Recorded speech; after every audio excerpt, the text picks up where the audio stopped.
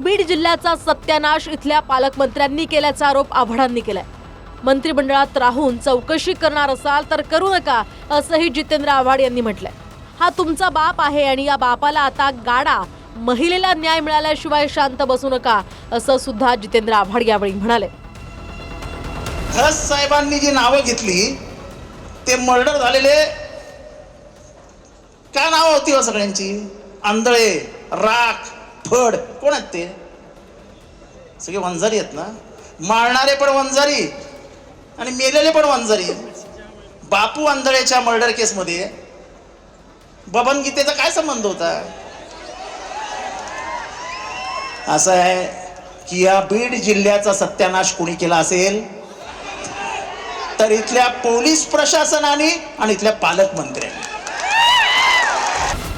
धनंजय मुंडेंना मंत्रिमंडळात राहण्याचा अधिकार नाही, राजीनामा द्या अशी मागणी बजरंग सोनवणे यांनी केली आहे। तर दुसऱ्यावर 302चा गुन्हा दाखल करा अशी मागणी खासदार बजरंग सोनवणे यांनी केली आहे। हा वाल्मिक कराड त्याच्या घरात बसलाय। SP साहेबांनी त्याच्या घरी जावं आणि तो घरात लपलाय का ते पाहावं असंही सोनवणे यावेळी म्हणाले।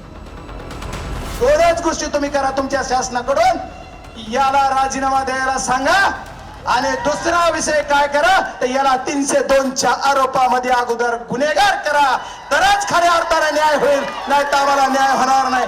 ढोंग नको, राजकारण नको, आपण काय पाहिजे तर न्याय पाहिजे आणि न्यायासाठी झटणारे आम्ही सर्वजण आहोत। धनंजय मुंडेंनी वाल्मिक कराडला पालकमंत्रीपद भाड्याने दिलं। पालकमंत्रीपदाचे अधिकार मिळाल्यावर वाल्मिक कराडनं पोलिसांवर जरब बसवल्याचा आरोप प्रकाश सोळंके यांनी केलाय। तर धनंजय मुंडे मंत्रिमंडळात असल्यास न्याय मिळणार नाही, मंत्रिपद काढून घ्यावं असंही प्रकाश सोळंके यावेळी म्हणाले। पंकजाताईंनी सांगितलं की या धनंजय मुंडेंनी आपलं पालकमंत्रीपद भाड्याने दिलं। कोणाला दिलं?